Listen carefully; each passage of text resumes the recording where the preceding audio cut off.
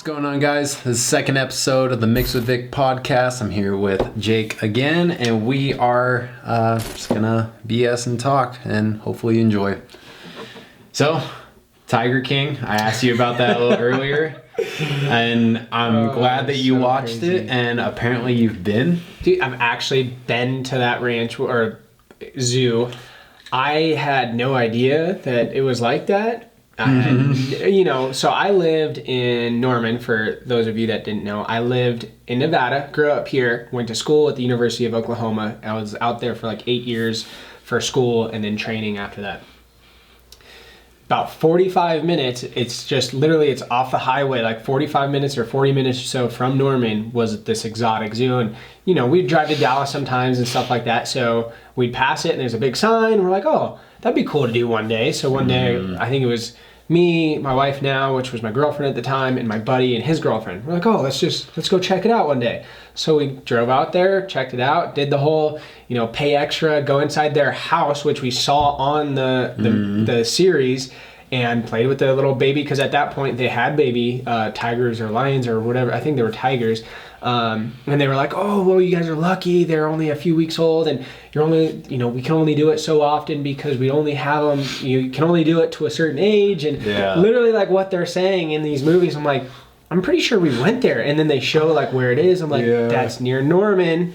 And I was showing you earlier, I found some pictures, but back then I had such a bad phone and I've transferred it from computer to computer.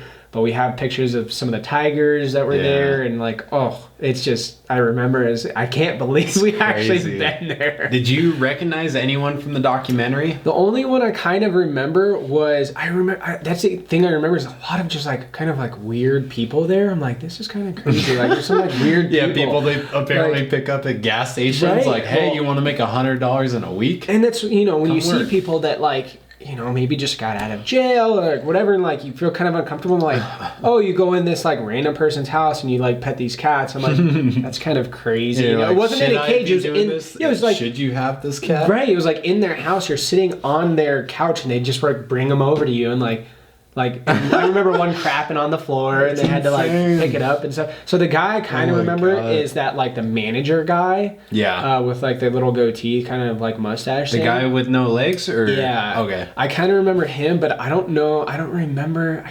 I can't remember if I remember the legs or don't remember the legs, but I don't know. He did definitely look familiar, and I have a friend who actually posted on Facebook. I'll send it to you with that guy in it. I'm pretty sure, so I'll send it to you. Like he ran into him after the documentary No. She hasn't. She went to the same zoo because they were in Oklahoma. Gotcha. So she went and posted that it was inside that same house, petting the cats and everything. That's so crazy, man. With that dude in it, and I'm like, oh my gosh, like this is so crazy. So what'd you think about that whole documentary?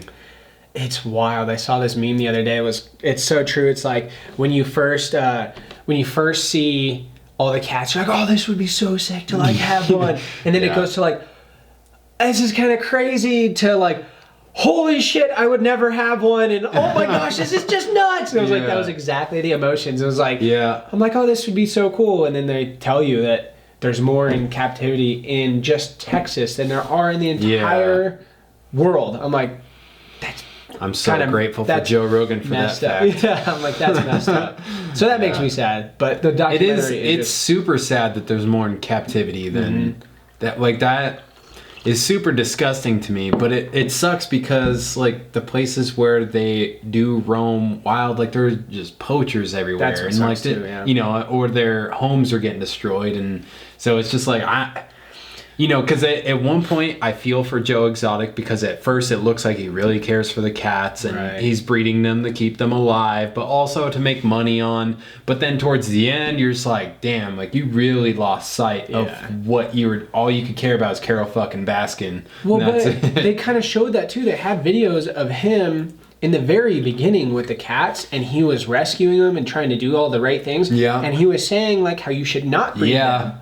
So it's like, I was cool like with that, to like, I mean, maybe breed them for maybe trying to get them back out there or like help the population. I could see that. But to breed them for like what they eventually got to doing. Like, I totally agree. I think it's kind of messed up, and I think he just got caught up in like the money and like having. I mean, think how much money you have to pull in if it's like $70,000 a month to feed all of them. Like, that how much you have to blew my pull mind in. when I saw that. I was like, no, no, that's insane.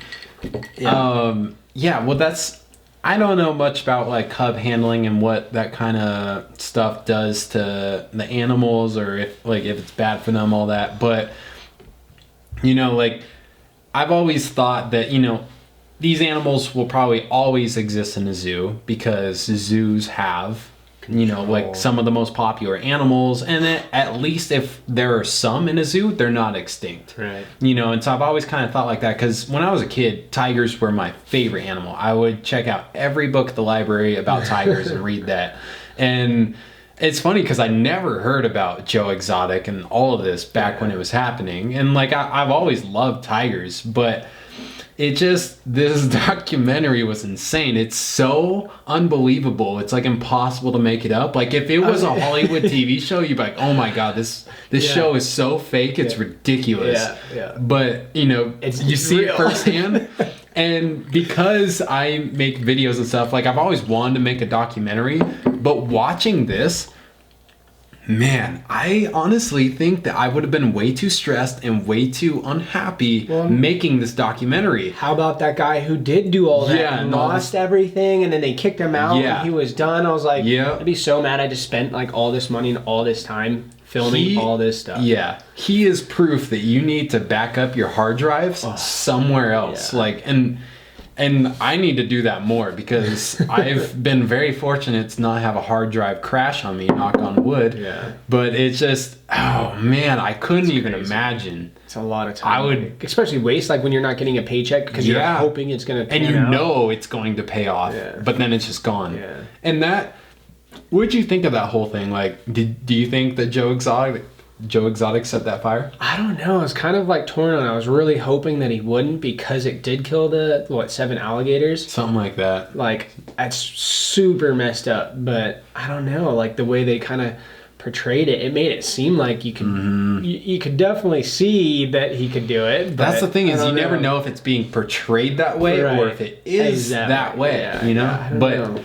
Yeah, after I saw how it was portrayed, I felt like he did it based on, like, they were talking about when he went to go see his lawyer or something, and they're like, you know what you have to do or something. Like, that made it really sound like he was going to do that. And if he did, in fact, do that, like, that's a really shitty thing to do. Yeah. I understand torching your entire place to save your own butt, but, like, can you at least get the animals out of it? Like, I know that would ruin, like, that it's not you kind of deal, but yeah, so that's that. I think that was like the turning point where I was like, okay, man, like, I don't know if I really can even feel for you anymore, because that's messed up to do. Yeah, I think I could see definitely him wanting to do that, because then it's like makes him look good.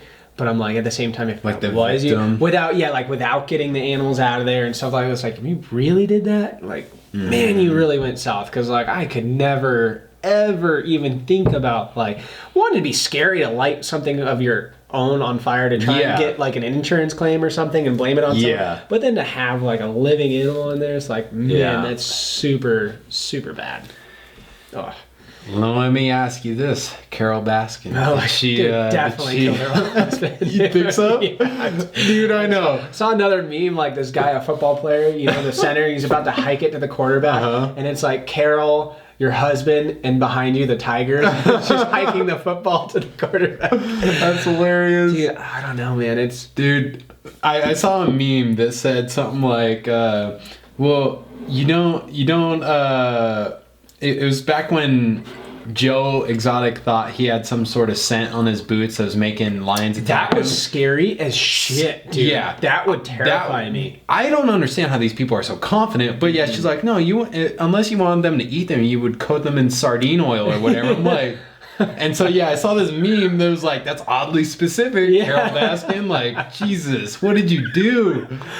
And she just seems so, like, I understand that her husband does not seem like a normal guy. Yeah. You know, he obviously had money and other girls, and you know, he already seemed like a weird person as is, but she seems pretty freaking weird as well, and also didn't seem at all distraught about it when she's talking about it. It's kind of like, in 5 years, in one day, she declared him dead. Because they have to do 5 years, and he was like 5 years one day. Then what kind of solidified it for me was they have her ex-husband's like ex-wife and daughters and stuff, and they're like, oh yeah, we basically got like 10% of anything that he had, and she took everything. And they were very convinced that she did. She was changing everything legally to like go to her. So I'm like, you're this person, you meet this millionaire, he, you know, you build this whole thing.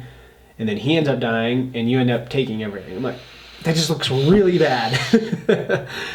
And like you said, like she changed all the lawyer stuff, all the lawyer stuff of like the, what is it after like when you pass your attorney, whatever. Crap, I can't think of the word for it. But she, like, Carole wasn't that before. It was his, like, assistant lady or whatever, which was an attorney. Okay. And then it got turned from her to Carole. Yeah. And she couldn't do anything about it somehow. Yeah. And then that's how she started changing all the money to go, and, like, all the assets over to her and stuff like that. And, like, I know. Super. And that could just be human greed. Oh, for sure. But it also, like, just when they were talking about, like, the first story they told where he pulls up and is like, in the car, you can hold this gun on me. And she does. I mean, I got to question both of you guys at that point. But also, like, why would you do that? And then you actually held the gun on him. Just don't get in the car. Right, yeah. Like, or if you're going to trust to get in, at least just get in then. Apparently. Yeah. Because obviously you trust this guy already. It's like, you're really just going to get in his car. It doesn't make any sense shoot to him. me. So, yeah, I really got to question who you are as a person if you do that. I mean, she was super young at that point. Young. Like 19 or 20. Yeah, I think so. It's crazy, man. That whole documentary just blew my mind. I think it blew everybody's mind. Like the reason I watched it was I was watching Joe's podcast and it had Bert Kreischer on there. And he was saying how insane it was. You gotta watch this thing. It's so crazy. I was like, oh man, I was like, we gotta watch this. I know, and I'm normally not like crazy about watching documentaries like that because my wife is, and she loves like crime documentaries and stuff, and so I'm just like, shoot me, like I don't even want to watch this. But you know, within the first 10 minutes, I was like, oh my god, this is insane. I mean, it's like you said, you couldn't even make that up, and it'd be like that good. I know, it's unreal. And the news reporter that they kept interviewing throughout, she was always like, Joe Exotic is great news. Yeah, like, he is. Of course. And then I can't believe he ran for like what, governor or something like that, dude. Did you see Joe Rogan's recent post comparing him with Trump? And oh my gosh, he's talking about like, you know, occasionally when I smoke the devil's cabbage and I realize that, you know, like the world that we once knew will never be the same because it was just like a false front to us kind of deal. He has a picture of Joe Exotic, and the next picture is a tweet from Trump talking about how his daily White House press things have gotten like 8.5 million views, the equivalent of The Bachelor and stuff. And it was that him? Because I saw a news platform post that too. He definitely posted that. Someone else might have retweeted or posted the same. But I remember seeing that, and I didn't think much of it because I don't think I had gotten there yet in the documentary. But yeah, because Joe Exotic has that whole like TV show, and he's like, there were just so many similarities between him and Trump. You cannot compare him to Trump. Get out of here. I don't like. They operate on a similar platform that is. Like just so ridiculous, I just might vote for you. Kind of, you know, like I felt like that was the similarity. Except I don't really compare anything else, but I would like so ridiculous. Like Trump's ridiculousness is like in terms of just like the stupid shit that he'll say half the time. But Joe Exotic is so ridiculous that I would be, if he was in control, I would be so scared. I really started looking at you differently while I was watching this. I was like, this man lived in Oklahoma for a while. If they almost had him as their governor or mayor or whatever it was, I was like, damn, Jake's crazy. Dude. Which is funny because like, they were like 40 minutes, it was like it's called Wynwood or something, right? can't remember the town sounds familiar. But it was like 40 minutes from where we were. So I'm curious where he was doing some like governor thing in Oklahoma City though, or something like that. I'm like, and that was probably, I mean, I lived there from 2009, 10 to 17. So I'm like, that was definitely happening when we were there. But like, I never saw it on the news. I never saw the only like interaction I had was going to the zoo. Was it? Did they say that was in Ohio when that guy had like, I don't know, 30 or 50 big cats and he set them free on the town? It was Ohio. Yeah, and then they shot them all. Yeah. Oh, dude, that guy is so messed up for doing that. Because I never heard about that either. And when it sucks, you can't like tranquilize them and then take them somewhere and use them. They just had to murder all these. That guy's so messed up. That is a powerful image for sure. Seeing all those dead cats just lined up. That was super. It's like not their fault. Do some crazy stuff, and I hate that. That's like the equivalent, I feel like, of a mass shooting. Yeah. You know. Yeah. Like that kind of crazy. Like, and I remember thinking the same exact thing when I was there. It was like, yes, I want to go see all these things. Like, it was more because we were just like bored. Let's go do something. So we go to the zoo. But then when you're there and you see them just like pacing. Yeah. You don't quite expect it's just so like sad. Bad treatment. Right. Like you just expect like, oh, it's a zoo and you know, like I wish these things could be in the wild, but even if they're like treated well, it's like that's just like imagine like this room and that's all you get. You get fed every day and you have like one thing to play with and then people just are walking back. It's pretty much imagine the quarantine life like that 24/7. But you have no TV, no internet, nothing. You can't do anything. Oh, dude, it's so it's like I definitely see that. And I watched something somewhere and they were like explaining like why they like pace. They're like they're not used to being confined. Like obviously they're used to being out there. And they're just like pacing back and forth. I'm like, oh, of course, I mean, me crazy. Yeah. I know. I used to, so I moved here when I was in 3rd grade, and for like the next at least 3 years after that, I went to the Sierra Safari Zoo for my birthday every year. Because that was just like my favorite place, because I was obsessed with big cats, and then they also had a liger there, and I was just like, this is insane, and no one ever believed me that ligers were real. I'm just like, I've seen them, and this place looks so similar to that other place that I started to wonder, like, man, was this place like just as crazy? I don't know, because I was so young at that point. Like, I think the last time I was there was in like maybe 8th grade. Right. So like So Joe Exotic was there for like 20 years or something. Like, imagine if he wasn't so like batshit crazy, how long this would have gone on. And where I felt really bad was when he didn't have enough money to like feed them. So it was that was one day the like hardest this part. group wasn't getting anything, or they would get like basically one little thing, and I was like, you see like so many tigers in that same spot. They're all just freaking out, running back and forth, and I was just like, man, that hurts. Yeah, it's bad. It's just like it especially sucks when you know a human is causing that. It's those kind of. He probably cared more about like any lawsuit than he would have like getting. It seemed like, I don't know if that's true or not, but it was like, man, just shut the lawsuit down, put your ego away. But I think he was just like he loved that attention. Well, and then I'm just now thinking of this because of coronavirus and like how people are buying a bunch of stuff in bulk. So if we, because there are grocery stores in town that are limiting the amount of meat you can buy. So they're getting a lot of that meat from Walmart runs. Yeah. What's happened the last month or two for them, Right. It's insane. Yeah, it is like, wild. I just hope that they're not still doing that, Well, yeah. So I'm interested because that got bought out by the other guy, and then they're supposed to move. So it's not there anymore. It's supposed to go somewhere else. And then the end of it ends up the way it does with like spoilers. Yeah, him trying. Is basically Joe Exotic trying to take down other people. It's like so. I'm like, I wonder where this is gonna go. I know that whole documentary. It was super good. I'm so glad that something like Netflix bought it and then put it out there because. So they must. Do you think they bought it from the director? I have a feeling they bought it. But what did he? How did he? Must have got more like footage then, Or do you think he recovered some of his, or had some footage? So I think this is a completely different guy. I think that guy, like whoever made this documentary, probably like if there was any remaining footage that was out there, Maybe got him from different sources. But I think this guy, because they were trying to like introduce him in the beginning, like saying that like, as soon as he heard about this, you know, he knew he had to make one. But yeah, I think they're two different people, because the other guy was making like his daily show and whatnot. And so he was supposed to make a documentary and his daily show. Yeah. So he was like, yeah, I'll run your board show. And Joe Exotic was so narcissistic, he had to have a camera on him at all times. Yeah. So, you know, that's just perfect for this, you know, so